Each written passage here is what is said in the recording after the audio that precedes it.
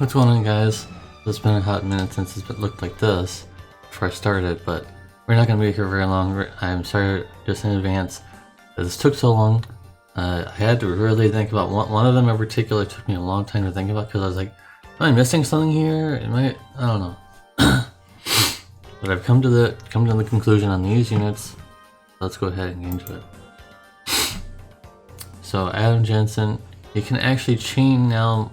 He could before, you guys know what I mean, like, he actually has proper and good chaining frames compared to how it was before, and he had, like, Tornado, but it was like Fire in Peril or something, and it was just not very good.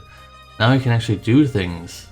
He has 160% True Duel, 180% with TMR. Am I counting that right? I don't really know if I counted that correctly.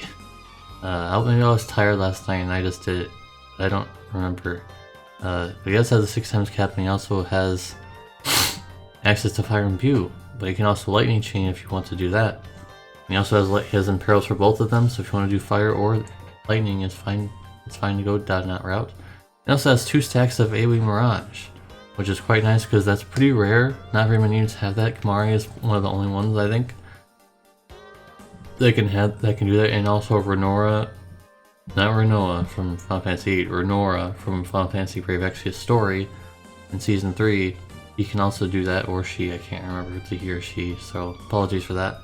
And I think that's kind of where the positives lie, because unfortunately he has no triple cast, so he's in the same vein as Arden and Edel, where sure, his damage is probably going to be decently high, but at the same time, he's not able to fit in as many, things as other units have.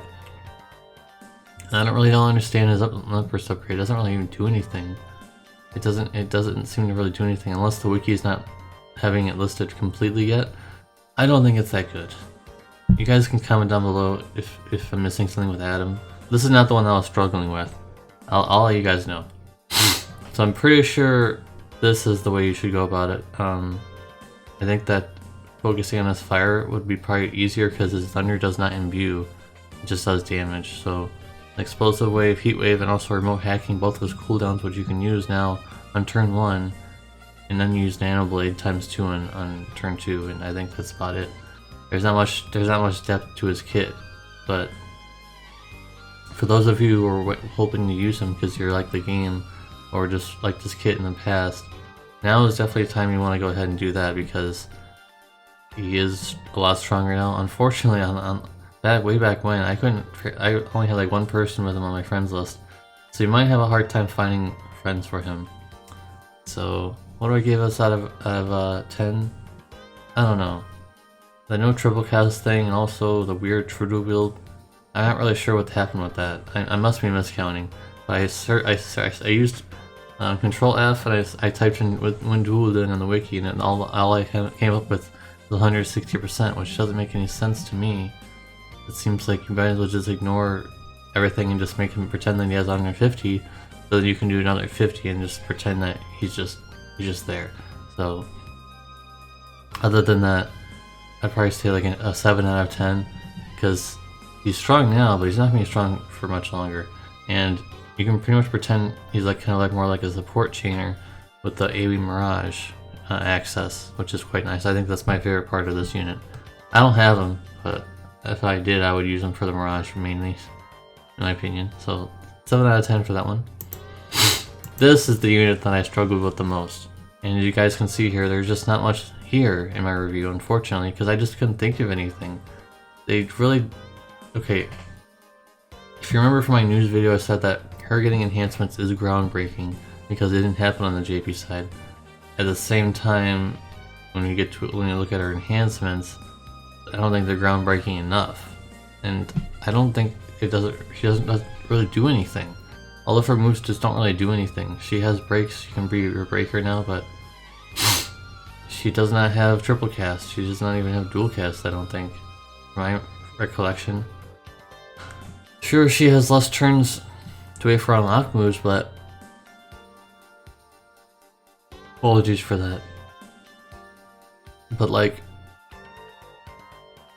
None of this really matters. She has a 6 times cap, she has 100% true to will, which is a little low, but it's fine because he's an older unit. More machine killer, fine, but like, it doesn't really amount to anything.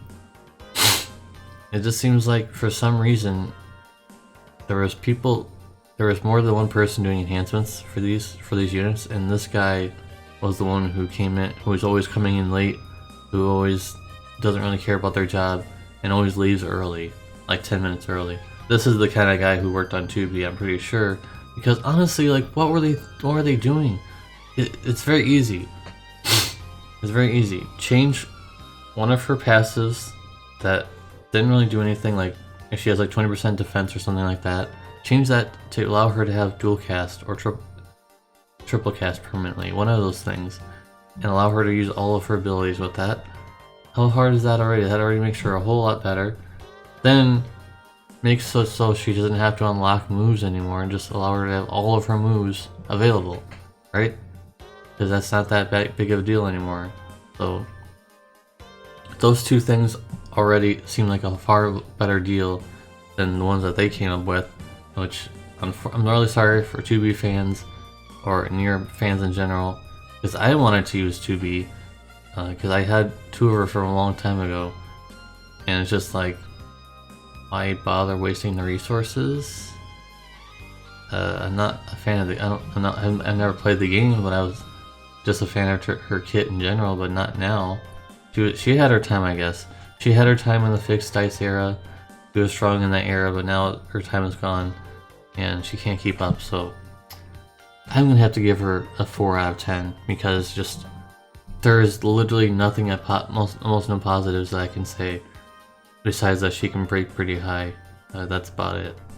I don't want to offend anybody, but I have to give her a low score because it's just like I can't think of anything. So let's just move on to the next one.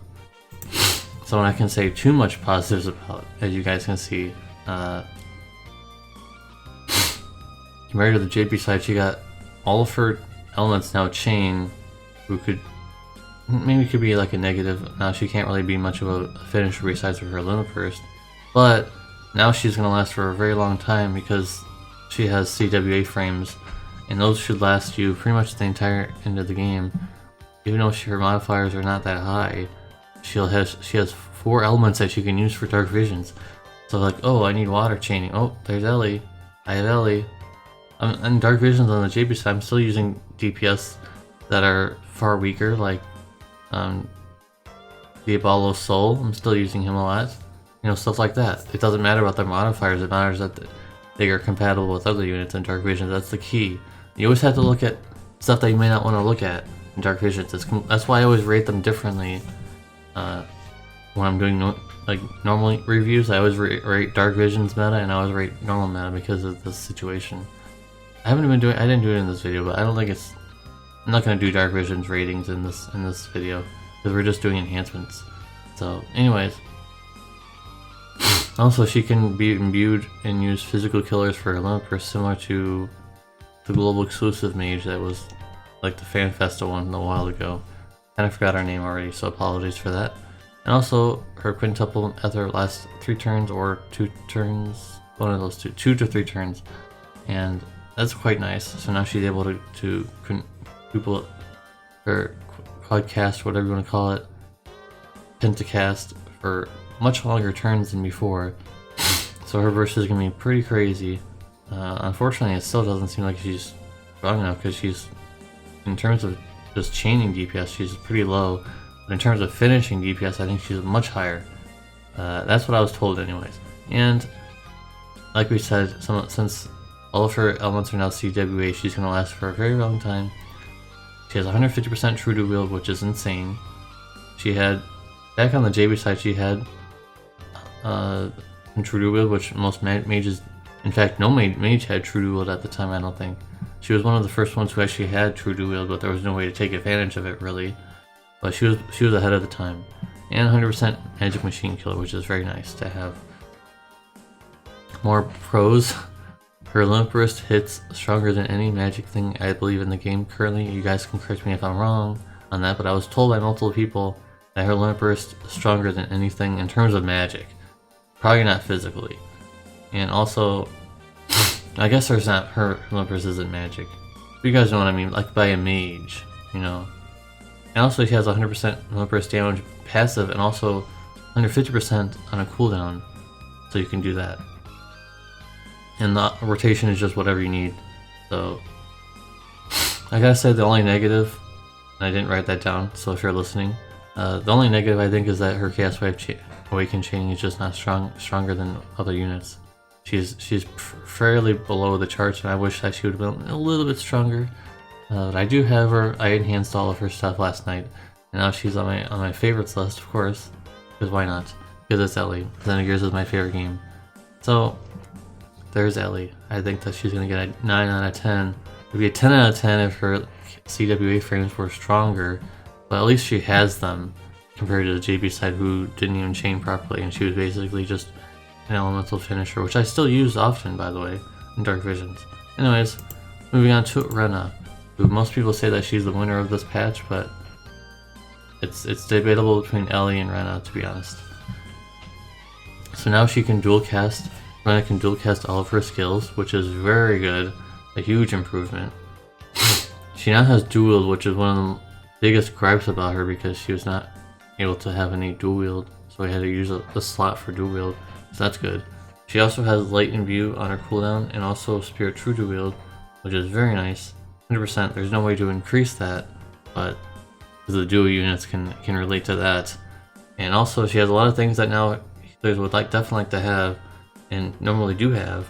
AoE Stop, Resist, and Cure, Break, and Charm Resist, and some mitigation and AoE re-raise on a cooldown. Unfortunately, there's some negatives. She still has no single target re-raise, so if you need those kind of things, you don't want to bring her to a fight, because I think she's really better in fights where you're not going to be taking much damage. You know you're not going to be taking much damage, or quick fights, because she only has re-raise on her cooldown. That's it. So she doesn't have ways of bringing her tank back in terms of re-raising. Unfortunately, her mitigation is low, so I would just rely on only if your other units that use mitigation aren't able to do it that turn, or something along those lines. And she still has Divine Ruination frames, which is extremely unfortunate. Remember when they said they're bringing Divine Ruination chain back? Well, can they not? And they could have given her something better. Imagine if she had like AMOE frames or Star Destroyer frames. That would have been really good, because your healer would have been in a chain with your DPS, which is the idea of all that, for having damage. So I didn't even enhance them, because I don't care too much for Divine Ruination. So in terms of grading, definitely going to be an 8 out of 10. She's missing that single target re-raise for me, and Divine Ruination frames kind of hurt her score. Both of those things really hurt her score. Not the mitigation too much. I don't really care about the mitigation too much, because we have other units that can do that better.